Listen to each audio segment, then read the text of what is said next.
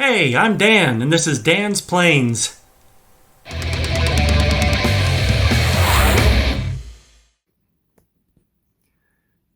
Well, I wasn't going to do a video on this because I was hoping it was just going to be a quick conversion radio setup, but things happen.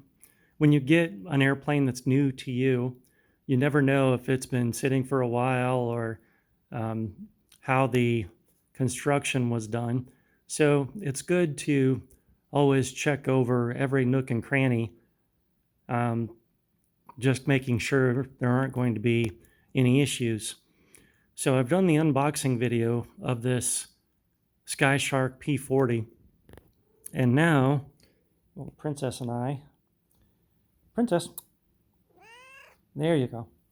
Princess and I have gone through, and we started with the wings, and I had to change from a Futaba receiver to Spectrum, and in doing that I had to figure out which wires went to where. Also, on this plane it had a 6-channel receiver. I went ahead and changed that to a 9-channel so I would be able to change each aileron, each flap individually. So it was nice and clean with the wiring tucked away in these wire conduits. But as I went through and I removed the Y adapters and checked out all the servos, I learned, first of all, there were Airtronic servos in the ailerons and the flaps. And this plane is quite a bit older and has probably sat for a while. When I tested the ailerons, there was loud noise and there was flutter, which means that the pots inside the servos have got kind of corroded. So it came down to I'd either need to take them out, try to clean them real good, put them back in, or I could swap them for servos I normally use, HS645 or HS5645s. I had some of those spare because of, the unfortunate loss of the P-47 and of the Zero. So I decided to go ahead and swap them out anyway. Then I got to, plus I learned with the Airtronics, they're wired differently than your high-tech servos, for example, or Futaba servos. So you have to be cognizant of how the wiring was. It also had a different type of connector on the end. So all in all, I decided just use newer servos that I had on hand rather than risk older servos for such a beautiful plane. So I went through and I changed out the ailerons, then I changed out the flaps, and actually one of the new servos, or I guess used servos that I put in on the flaps, it actually got stuck. And as it got stuck, next thing I know, it's smoking. So that was good to learn on the ground rather than up in the air. That was from my P-47 crash. So kind of glad to learn that. But as I'm trying to set up the flaps, I'm new to Spectrum radios, and I just recently bought a Radio Master TX16 version. What version is that? Version 2. That's a 4-in-1 module, which means I can operate my Spectrum with it. That's where I'm going to set up the airplane. I bought that receiver so I can hopefully run all of my high-tech planes and all of my Spectrum planes from that one receiver. So one receiver to rule them all. So I'm going to sell my Spectrum IX12 that I got. The latency on it is just too much for me personally. It may not bother other people, but it's just really annoying to me, clicking and then waiting a few seconds to see if it's going to change the screen and not knowing if you press the right area or did not press the area, and then pressing too many times and getting in the wrong screen and all that kind of stuff. So all in all, I'm going to try a different radio, which is going to be a little more technical to try to learn, but we'll see. So as it goes now, I've got the new servos in the ailerons and in the flaps. And I did notice, though, in trying to set up the flaps, I would need to change the um, total movement that it can go plus and minus. As I was trying to set that up, the servos were actually getting pretty warm. I was trying not to overstress them and keep them out of being over actuated. So I've just stopped working on those for now until I get the actual radio master transmitter in, and then I'll actually dial them in. So next, I am going to have to run this on the ground. I'm pretty safe to say it's been sitting for a long time. So I'm going to have to run it, which means I'm going to take off the cowling, which this cowling is very unique. I think it's got a whole bunch of screws everywhere on it. So it's going to be interesting to figure out what all has to come off. And I think this might have a servo for the choke. I can't remember now. As I went through and I was changing out the radio, one of the first things I had to do was take all these Futaba connectors, which have the extra little, I don't know, call it flap, I guess, on them, to where they can only be plugged in one way into other Futaba receivers or Futaba connectors. Since I've got Spectrum, I had to clip those off and scrape with the razor blade around all four corners until it could actually fit in the Spectrum receiver. Otherwise, I would have had to change out these connectors with JR style, for example. So I also went through, and I'm a believer in labeling. I'd rather take the time up front and label. That way, when it's 102 degrees outside and you're having to dig into problem solving and trace things, you've already got it marked and it's already good to go, rather than being in the middle of troubleshooting and trying to figure out which goes where. So I just believe in doing that up front. That's just me personally. Something I like about this plane is all of the T-fittings for the air are done in these brass T-fittings.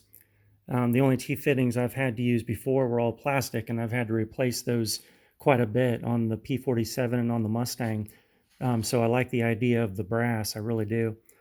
So I've come along here. I've found, I've identified this is definitely a servo up at the engine. I don't know if it's a choke or if it's a throttle. I've identified the elevator. I've identified the rudder.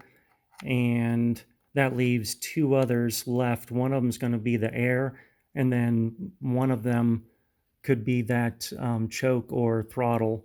So I'm not sure if this one is actually throttle or choke.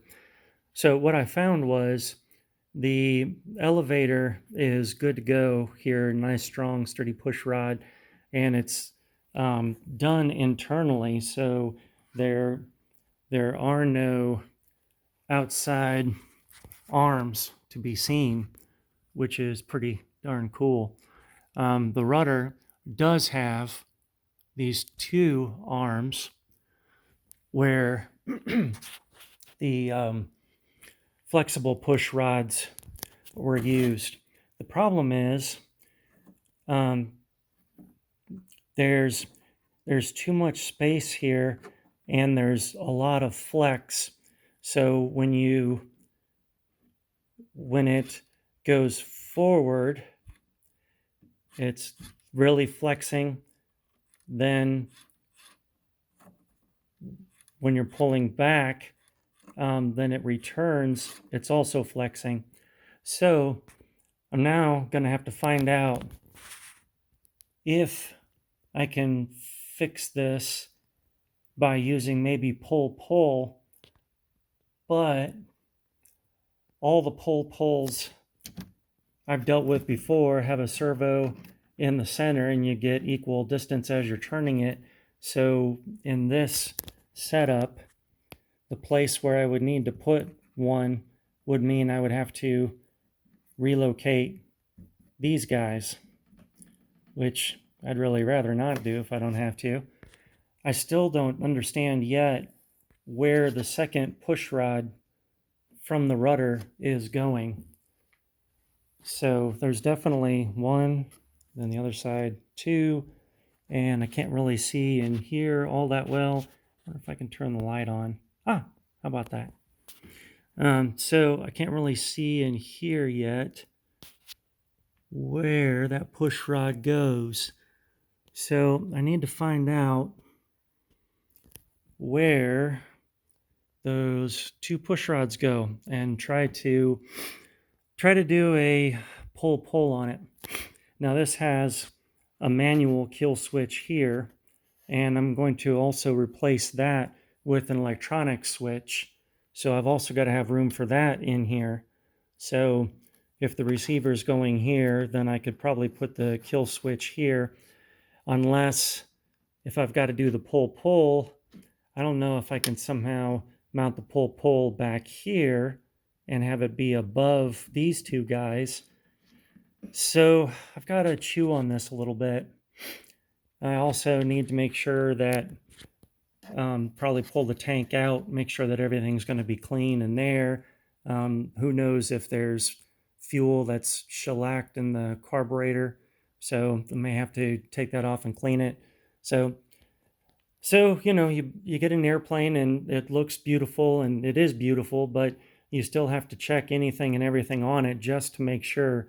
You can't just take it up in the air and fly it. That's a great way to lose a plane.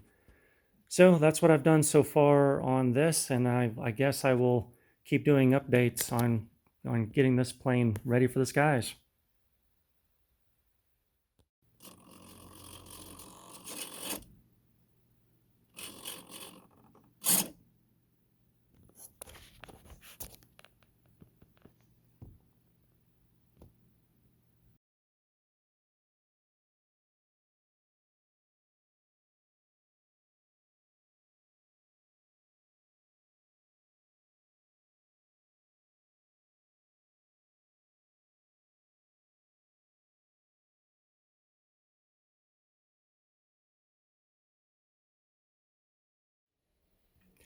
Things are coming along nicely now.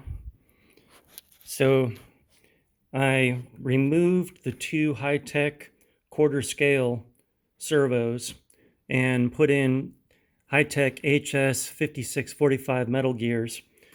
So I ended up moving this elevator from about here over to here. It made it offset a little bit, but it actually worked out. There's supposed to be more up elevator movement than down elevator movement, and that's what I had after I centered the servo, and I've got more than adequate deflection, so that's okay. So then I mounted this guy, mounted some rails, and mounted a pull. So I removed the rudder servo was over here, and over here it had the nye rod, flexible push rods that was binding up. So I went ahead and replaced it with the pull. Now, over here on this end, I'm doing something I haven't done before with pull. Normally, I would I would have a clevis off of here, and then the threaded rod with a hole in it to put the cable into, or I might have like an eye hook. But the problem is, once the rudder was deflected, I was getting hung up on this and the exit on the fin, the vertical fin, and I didn't think that if I removed more material off of this, that it was really going to clear it, and I didn't want to ruin this edge on it. So I talked to some folks that have been doing these larger scales for much longer than I have, and asked about doing the cable directly onto the horn, and they said, yeah, they do that on their World War I craft, for example, and it should be fine. So I went ahead and you slide the little tubing onto the cable, then you run the cable through the arm, then you wrap it through the tubing again, and just for cheap insurance, put a little medium CA in there, and then clamped it all down good and tight. And that one I went around one time. This one I went around twice. So then I was able to get deep into here with a Dremel in my hand to cut off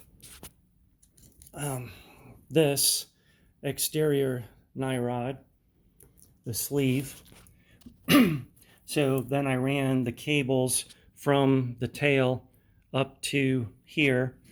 Then I cut them to have enough extra on here to where I could then do the same type of thing, where this time I used a clevis with the metal keeper and a little fuel tubing, plus lock nut, which this one I have to put some Loctite on yet.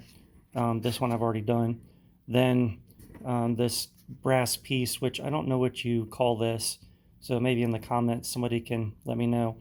And then I went through and wrapped this around twice and super glued it and clamped that off. So that should be great for the rudder. Now I've hooked up all of my control surfaces, ailerons, flaps, elevator, rudder, gear, and everything is now set up with the right throws in my new Radiomaster TX16 radio. What I've not tested though is this servo, which controls the steering, and that's connected via a Y harness to the rudder. So I have to check that out. What's next to do? So I need to remove this mechanical switch and put the electronic switch in. Originally I was going to put it here, but now that I've removed those 2/4 scale servos, that's freed up some space, so I could put some plywood along here, or I could still put it here if I want to. I need to get air into the system and test out the steering servo, see if that's going to match up okay with the rudder. Let's see what kind of deflection I have on that.